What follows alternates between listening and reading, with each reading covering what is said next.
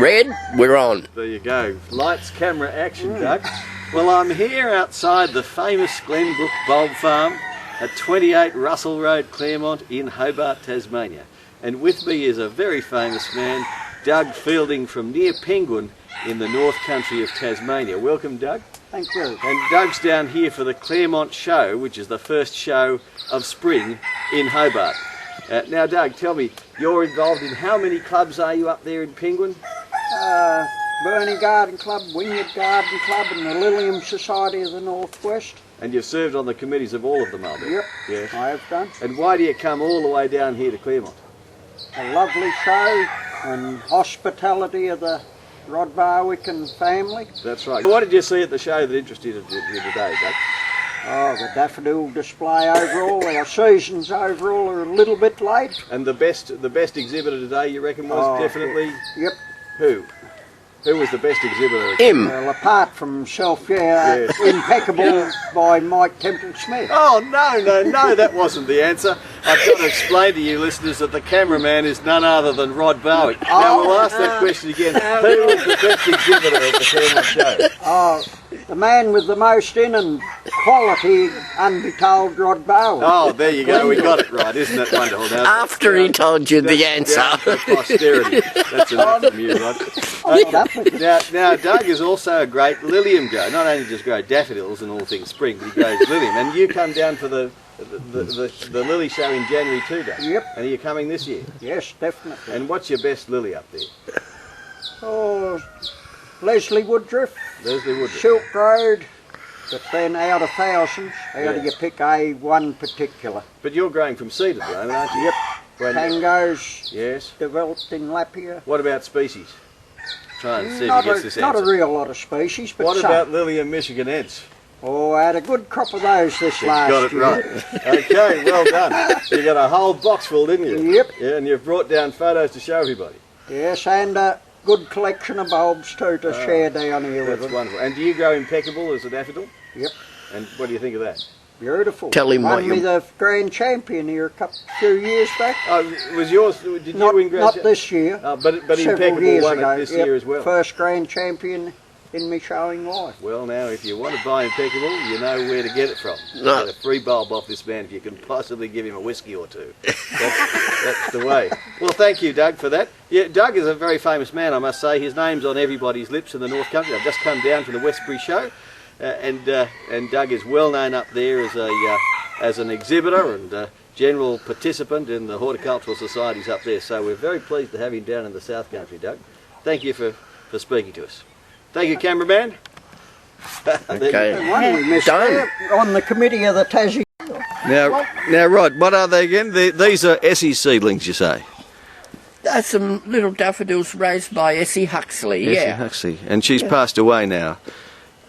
Essie died about 5-6 years ago, Yeah, 4 or 5 years ago, And- and she was really the great plants lady of Tasmania. Right, okay. Yeah, and I sort of keep that little pot as a testimony of Essie's daffodil collection. Yeah, right, I've got it. Now, what are these, Rod?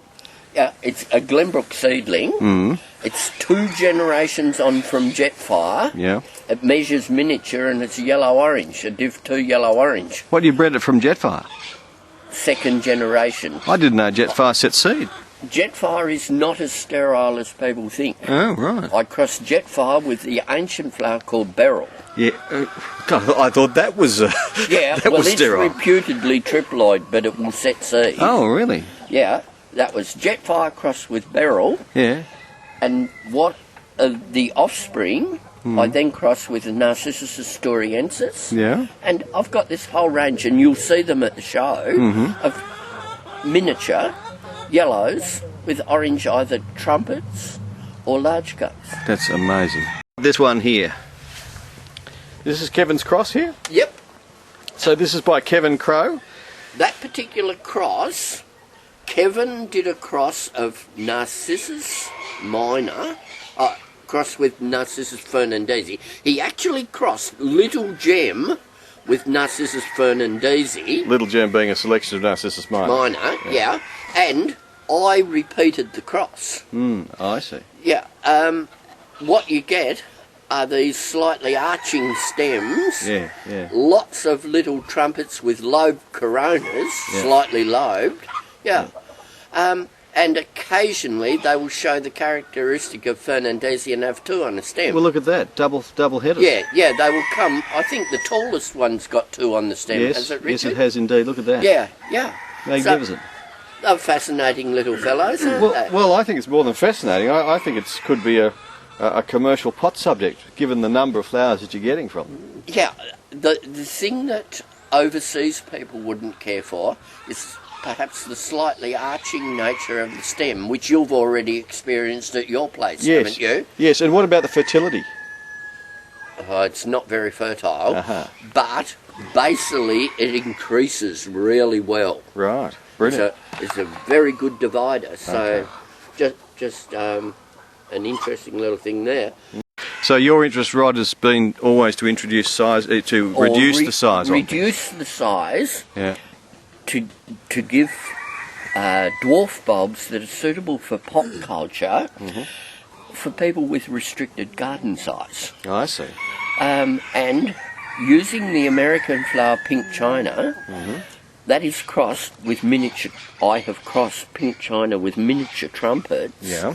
And we've got little flowers which you can see are quite prolific flowering, quite strong in growth, and the size is about 55 millimetres diameter, the flower. Now I notice it nods its head there. You don't mind it nodding its head for show? The flower is only just coming out, I see. and if I were to put that in a show bottle, I could actually show that with it I see. facing straight out. But those flowers are very young anyway. And this is what they call an intermediate, is it, in Yeah, size? it is called an intermediate, and it is now what you would call a small intermediate. Right, that's beautiful. It is about 7 millimetres Yep. above miniature diameter.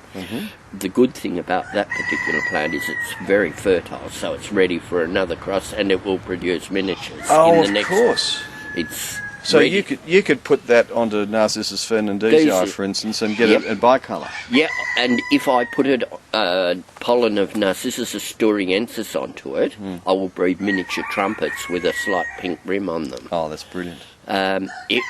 For me, the long-term program, which I started in the early 1980s, was to start getting standard daffodils down to small enough size to then do the miniature cross. And maintain fertility at the same time. And maintain fertility. It is really easy to breed miniature daffodils simply by using a tiny species crossed with a big flower.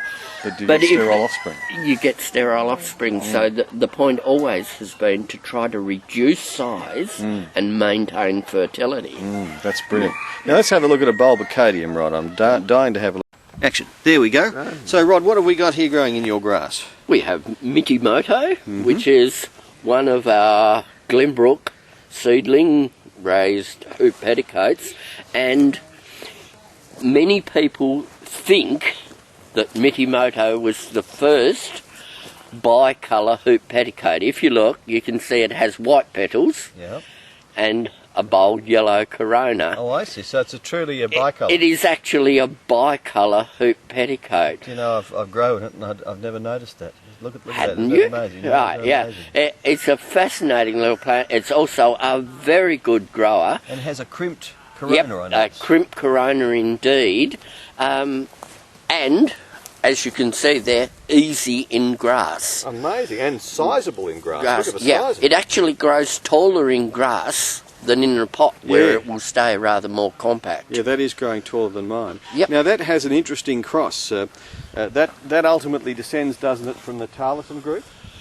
On one Taffeta? side, and the other parentage is a cross between Bulbicodium and Cantabricus foliosus. So it has a complex parentage. Right. The great thing about Mitimoto is that it's extremely fertile, and you can get endless variations in seedlings from it. Well, what wouldn't you try, because it's so early and so big and so beautiful. The great thing is, Richard, even if you don't try, it will do it itself. Do you notice there's a fly sitting in there? Yep. There's no evidence that he's pollinating the thing, but there's a possibility. He might be having a sunbake. Yes. I know hoverflies pollinate mine at home in Sydney. Do they? Hoverflies and, of course, bees.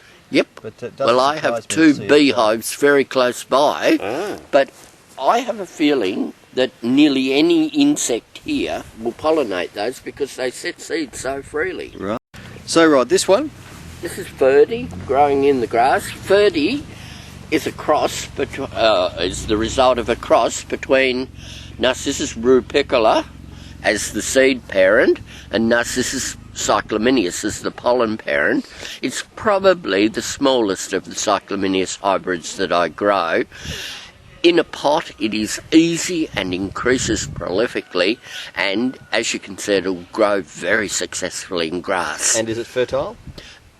Scarcely at all. I see. Because the parentage is so diverse, but it has good bulb increase. Yes. And it's quite a delightful little show flower as well for people who have got the time to fiddle.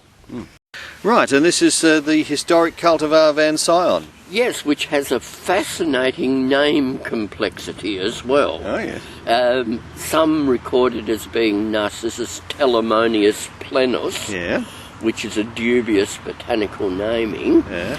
In fact, Van Sion is recorded in cultivation since, well, prior to 1620. Oh. So it's been around a couple of years. And it's growing in your paddock in 2012. Yes, in fact it's getting on a bit in years. And high on the mountain behind us is what is called Uncle Bill's paddock. Yeah. And there are literally thousands of them up in Uncle Bill's paddock where there hasn't been a dwelling in over 80 years. I see. So they've been growing there for almost a century, you think? Yeah. Maybe a century. Maybe a little more. That's amazing. Charming, isn't it? Yeah, and such an easy grower. Good. So Rod tells me this one's a throwaway in the paddock. Indeed, Richard. This is a cross between a Jackson flower called Voltage, which has white petals and a pink corona, crossed with pollen of Narcissus cyclaminius. I was actually aiming for Division 6 white pinks. Right. The flower's quite charming, but it isn't what I was after, so it's just plonked in the ground and left to its own devices. I dare say quite a few gardeners would plonk it in would their give ground. their right arms to have that. Well done. Right, Rod, this one. This little white seedling is from Smarple, open pollinated. It is whiter, but the crimping on the corona would not be to everyone's taste. Certainly not to show judges who want a rounded corona. It's very free-flowering, very easy to grow, and I do have some of this planted in the grass as well. So it's interesting, an easy little garden plant, but not a show flower. Thank you, Rod. Right, so here we have Rod's collection of hellebores. You can see. These are all mixed seedlings, Richard, raised from seed from Professor McLuhan in England. Oh, was he a hellebore grower? He was, Professor Will McLuhan. He was a hellebore specialist. And he had a fascinating seed list, colour groupings, etc. And if you bought so many packets of seed, you got 5 free seed from his blue blacks. Oh, I see. Yeah, it was bribery of the very best kind. £50 worth of seed, as I understand. That's a lot of hoot. Yeah. Hence, I raised many, many hellebore seedlings, which I have plonked out in the ground, as you can see. Oh, yeah. That's amazing. But they're charming with daffodils, and they last in flower for a wonderfully long time. And do you have any favourite colours?